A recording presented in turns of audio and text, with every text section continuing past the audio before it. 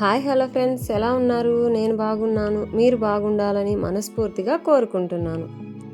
Video చూసే ప్రతి ఒక్కరూ ఒక లైక్ చేసి, షేర్ చేసి, సబ్స్క్రైబ్ చేసుకోండి ఫ్రెండ్స్.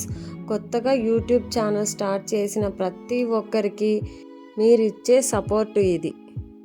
ఈరోజు వీడియోలో హ్యాపీగా ఉండడం ఎలా, మన జీవితంలో ఎన్నో సమస్యలు వస్తూ ఉంటాయి, వాటన్నిటినీ దాటుకొని హ్యాపీగా ఉండడం ఎలా అనే విషయాన్ని తెలుసుకుందాము. ఏదో ఒక కారణంతో ఒత్తిడి, ఆందోళనల్ని ఎదుర్కొనేవారు ఎందరో. నిజానికి ఇలాంటి టెన్షన్ దీర్ఘకాలంలో ఎన్నో అనారోగ్యాలకు కారణమవుతాయి. ఈ విషయం అందరికీ తెలుసు.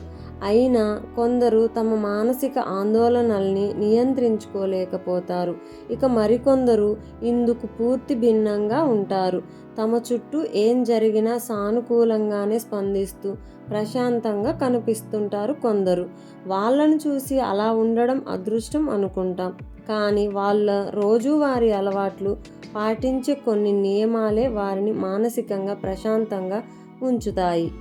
అది చిన్న విషయమైనా, పెద్ద సమస్య అయినా, అవసరమున్నా లేకపోయినా కొందరు దాని గురించే పదే పదే లోతుగా ఆలోచిస్తుంటారు. నిజానికి దీనివల్ల సమయం వృధా అవడంతో పాటు మానసికంగానూ ఒత్తిడి ఎదురవుతుంటుంది.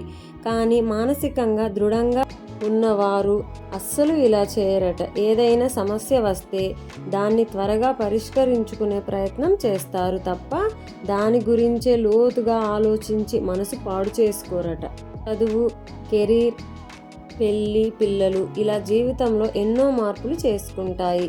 ఇవి కాకుండా జీవితంలో మనం ఊహించని మార్పులు కూడా ఎన్నో జరుగుతుంటాయి. వాటిని అర్థం చేసుకొని స్వీకరించినప్పుడే హ్యాపీగా ఉండగలం. మానసికంగా సంతోషంగా ఉండేవాళ్ళు ఇలాగే చేస్తారు. ఏదైనా విషయం నచ్చకపోతే చిన్న విషయానికి కోపగించుకోవడం, చిరాకు పడడం వంటివి చేస్తుంటారు చాలామంది. కానీ మానసికంగా దృఢంగా ఉండేవారు ప్రశాంతంగా దాని గురించి ఆలోచించే ప్రయత్నం చేస్తారు.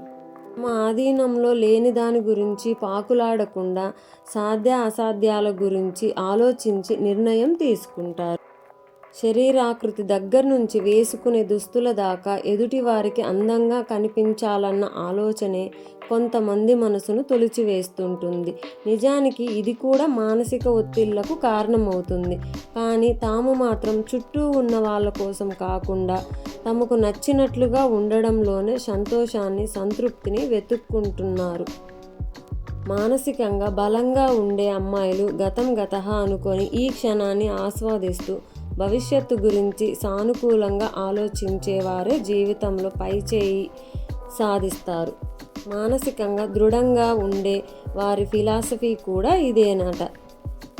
అందుకే గత జ్ఞాపకాల్ని తవ్వుకొని బాధపడకుండా వీళ్ళలా పాజిటివ్గా ఆలోచించడం, సంతోషంగా జీవించడం నేర్చుకుందాము. ఈర్ష్య, ద్వేషాలు, ఎదుటివారి గెలుపును జీర్ణించుకోలేకపోవడం ఇవన్నీ మానసిక ప్రశాంతతను దెబ్బతీస్తుంటాయి. అందుకే కొంతమంది వీటి జోలికి పోరు, తద్వారా సంతోషంగా ఉండగలుగుతారు. పైగా విజేతల్ని ప్రశంసించడం, కష్టపడే వారిని ప్రోత్సహించడం వీరికి అలవాటు కూడా.